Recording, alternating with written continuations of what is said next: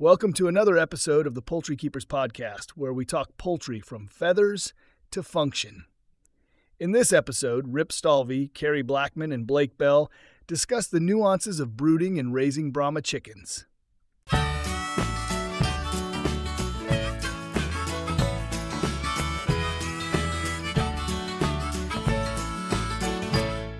We talked about hatching. What about brooding Brahma chicks? Anything special there?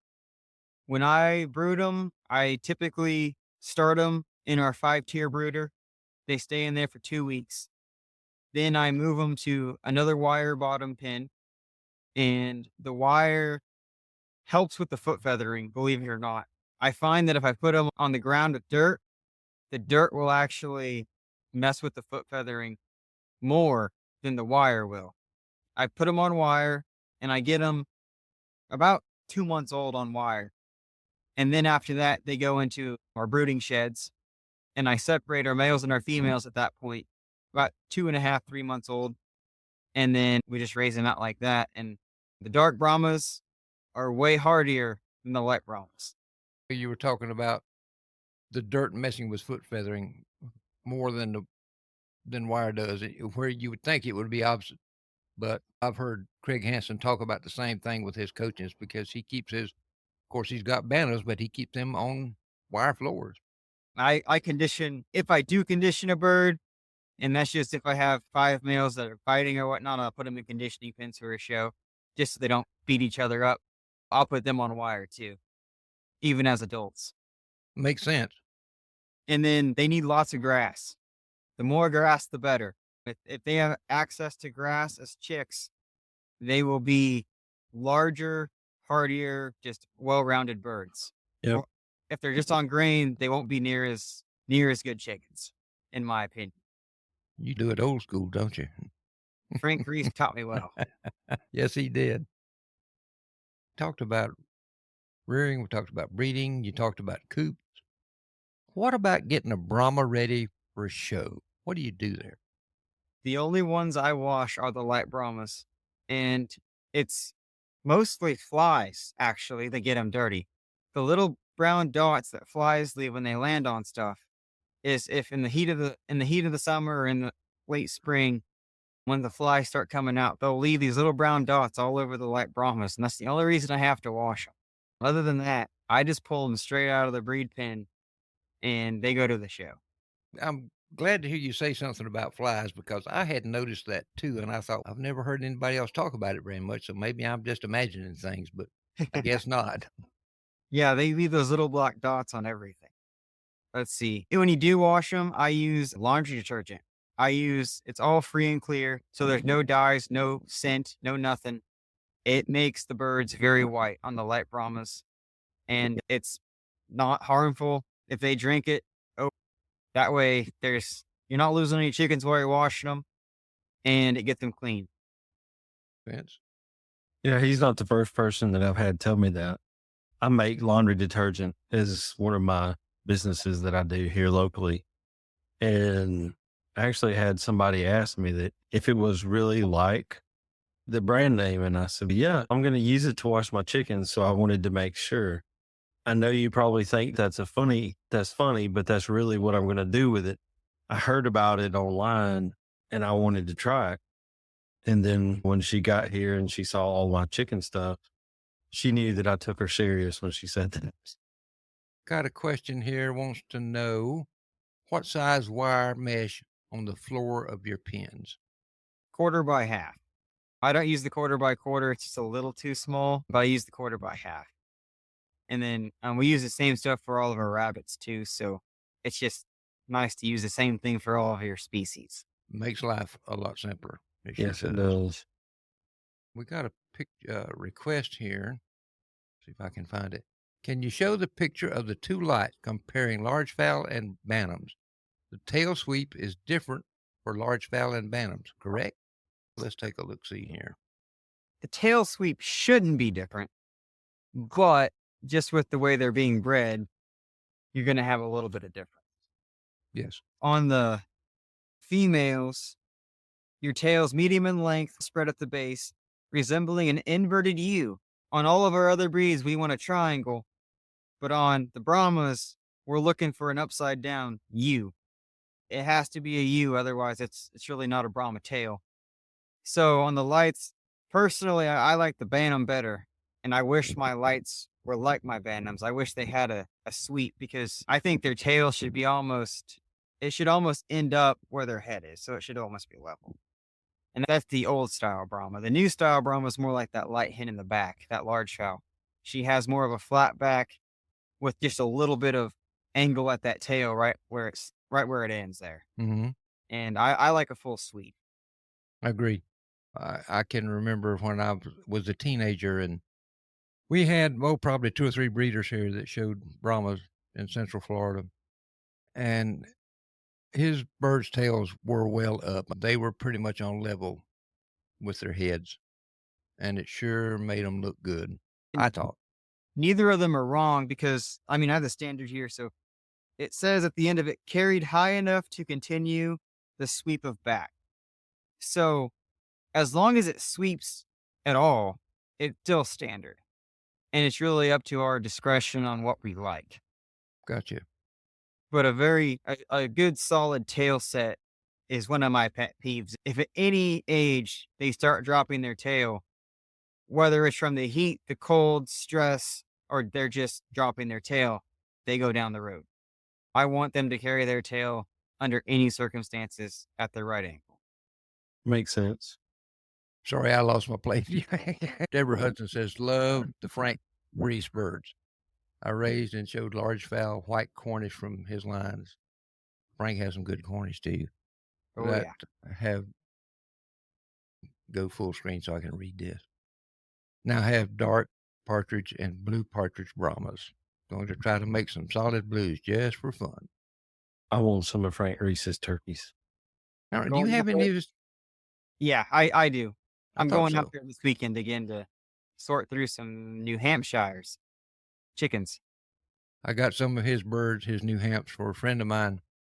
He said, I've never seen New Hampshires like that. I said, old style. Yeah, very much old style. But I'm an old guy, so I go for the old style. There's nothing wrong with that. Nothing wrong at all with that. Okay. So, what about feed for Brahmas? Anything special there? So this goes back to old style for me. I feed a 19% protein. I feed a mash, and I feed the same thing to every bird on the property, whether it's a duck, a goose, a chicken, a baby chicken, a day old, a hen laying. They all get the same 19% protein. And the ducks, they just get a little bit of grass, and it grows them all good. And I don't believe in changing all your feeds around, because that's just going to stress them out. If you go from baby chick feed to a different feed, it stresses them out. And then it takes them a whole 2-3 weeks to get their gut back in balance and all of that. So I just feed the same thing all the way through until they leave. You said you fed a mash. Is that a really fine ground mash or a little coarser mash? It's pretty fine. It's one step above baby powder. Gotcha. I feed a mash, but it's more of a coarse grind. Me too. And I found once my birds got used to that mash, if I was to put a pellet in one of the feed cups now or in one of my troughs, my birds would probably look at me like I was crazy. For me, it's easier to handle. It smells really good. And when it's already a mesh, like, they can absorb more of the nutrition out of it.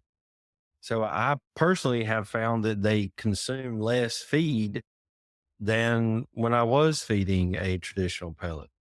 Yeah, I would agree with that. I can't switch feeds now. They won't eat it, like he was saying. And the other thing is, on the Brahmas, they need feed in front of them. So I said the lights eat all the time, but they also need feed in front of them all the time, because they eat less that way, like 25% less if you have feed in front of them at all times. If I let them go out of feed, they'll go through 2 bags of feed in 2 days per pen just to catch back up to where they were, because they're big birds. They need constant nourishment. And that's kind of why I like them on this grass. Just that way they get bugs and they get grass all day long. Then they can go in and get that grain, get that feed. and sleep on that, put that in their bodies, and then go back out on the field. Shaggy wants to know what makes a good wing for the dark color. I'm guessing he's talking about the pattern.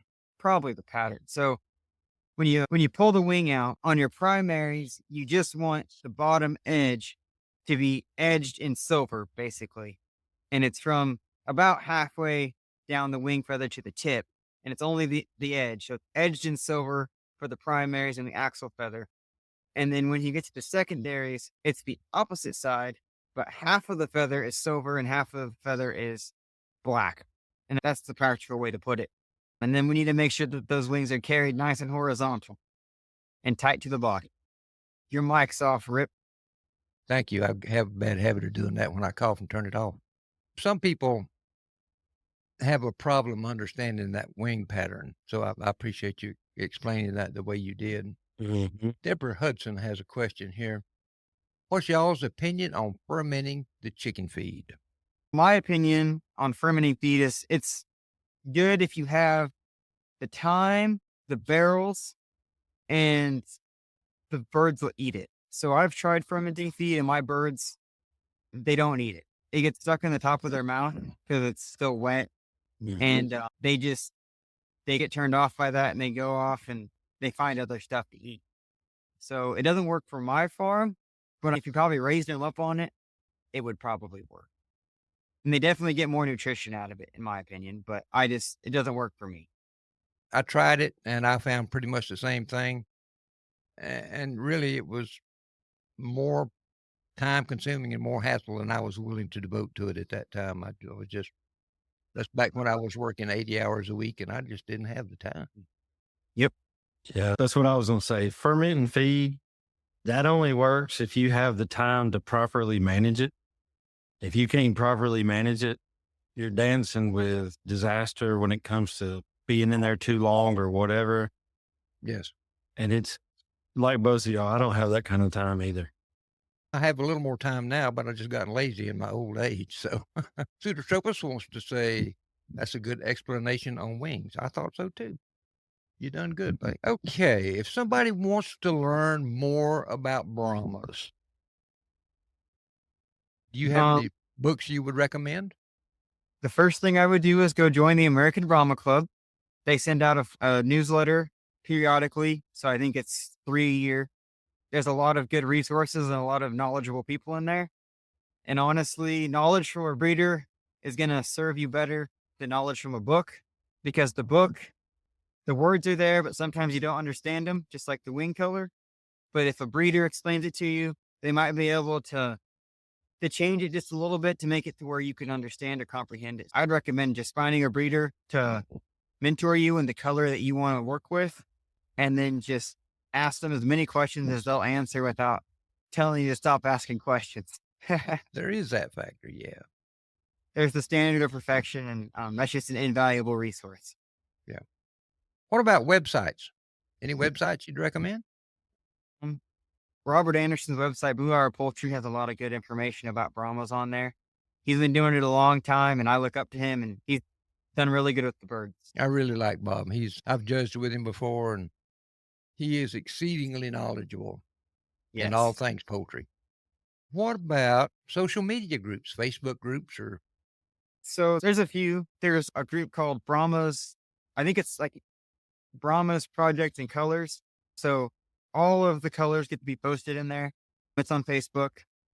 There is the American Brahma Club Facebook group. They post a lot of good pictures on there and a lot of good information.